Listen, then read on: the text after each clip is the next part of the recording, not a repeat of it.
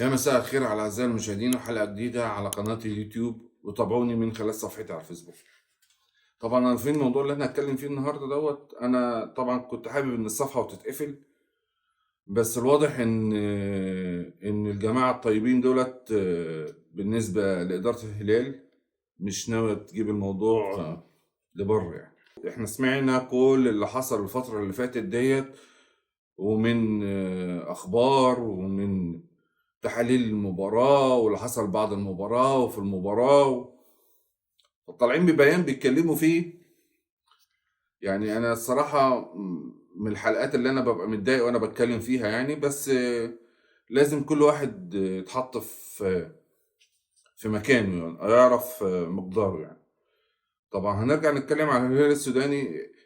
فعلا يعني ما فيش أي تاريخ أو محقق انتصارات أو محقق بطولات. أنا مش عارف هو جايب هو بيفكّروا إزاي، أو هو جايب عفوًا أنا في الكلمة، يعني هو جايب البجاحة دي منين يعني؟ يعني أنت إيه اللي بتتكلّم فيه؟ وبعدين بتتكلّم كده عن مصر وعن شعب مصر اللي هو منهم السودانيين فيهم 4.000.000، وطبعًا في قدّهم أو أقل في السودان طَب أنتم عايزين توصّلوا الموضوع إيه؟ يعني عايزين تطلّعوهم من إطار كرة القدم تدخّلوها في مواضيع أكبر من كده؟ طب ذنب الناس اللي هي هنتكلم عليهم، الناس اللي هي بسيطة، الناس اللي هي فهمها على قدها وممكن تتفاعل مع اللي انتوا بتقولوه عن الشعب المصري، واللي هم عايشين في مصر، والمصريين اللي عايشين في السودان، وان هي ممكن تتأثر بالمواضيع ديت. ذنبهم في رقبتكم، بأمانة يعني ذنبهم في رقبتكم، ان انتوا تشيلوا الناس من بعض، والناس تفتكر ان هو دي نهاية المطاف، وإن هي إزاي دول يقولوا، إزاي دول يعيدوا، إزاي دول. دي كورة يا جماعة، ما تطلعش الموضوع وتدخله. يعني آخر حاجة قبل ما أطلع معاكم وأسجل كانوا بيتكلموا إن هم عايزين يعملوا اجتماع في أثيوبيا، وعايزين يدخلوا أثيوبيا في الموضوع، وعايزين ينقلوا مقر الاتحاد الأفريقي من مصر، ورؤساء كل الأندية الأفريقية تروح تعمل ميتنج في أثيوبيا عشان خاطر يشوفوا حل مع الاهلي. يا جماعه انتوا مش شايفين انتوا بتعملوا ايه؟ ما هي المشكله ان كل الناس عارفه اللي انتوا بتعملوه ده كلام فارغ. يعني انتوا مش قد النادي الاهلي، عفوا مش قد النادي الاهلي في الكوره، في تاريخه، في انجازاته. فالطبيعي ان انتوا تتغلبوا. انتوا الجون اللي دخل فينا هناك دوت يا جماعه كان ليه ظروفه. اصل الاهلي مش هيفضل طول عمره يكسب، وفي نفس الوقت مش هيفضل طول عمره يخسر.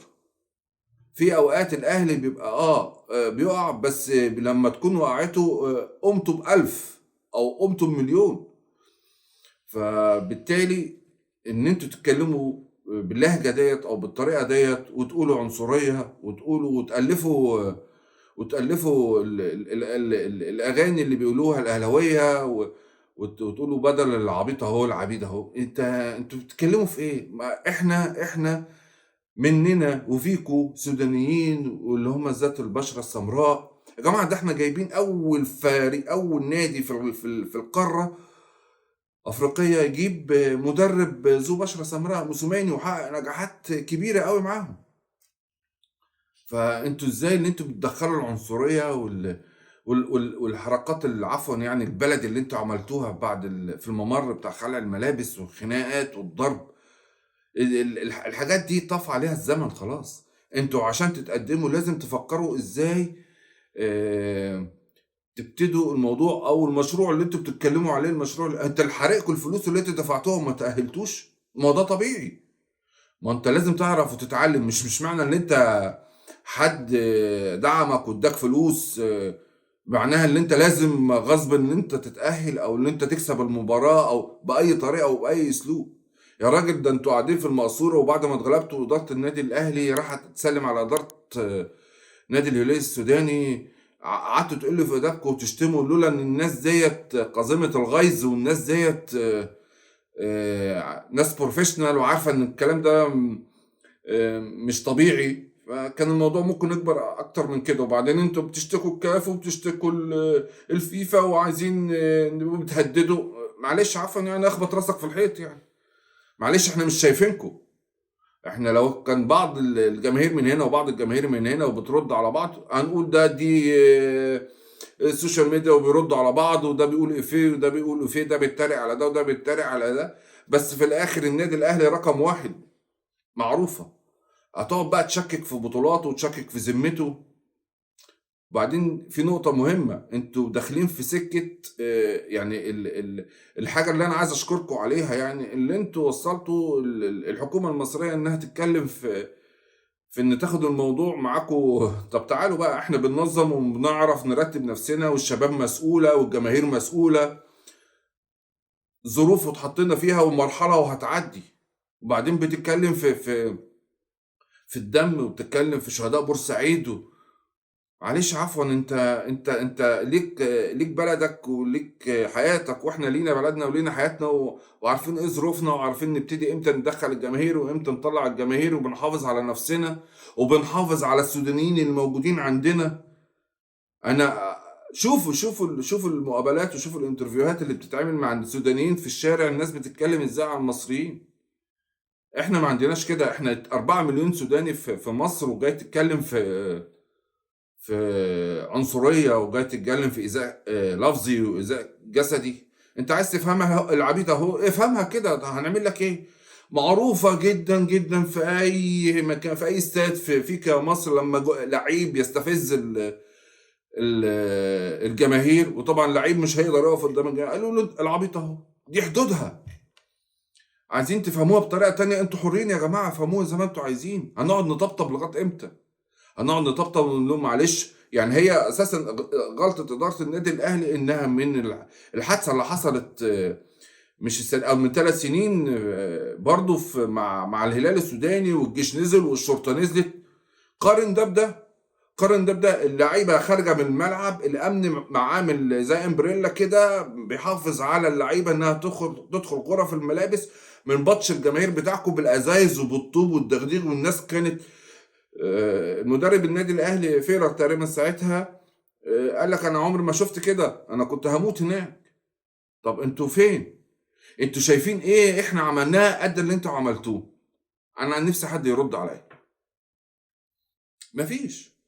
بنتكلم بالعقل وبنتكلم بالهداوه، وقلنا اخواتنا، وقلنا، بس انتوا عمالين تتمادوا. اعرفوا وضعكم يا جماعه، اشتغلوا كوره. انتوا اتغلبتوا كوره في الملعب، انتوا بلعتوا 3 صح. طب وبعدين؟ مش هي دي الطريقة أو الأسلوب اللي تعمل فرقة كبيرة، أو فرقة إنها تبتدي تاخد في بطولات، أو فرقة تعمل تاريخ. وعندنا أمثلة كتير، إحنا كان عندنا محترفين كتير سودانيين، أولهم لا أتذكره دلوقتي شطة مثلا.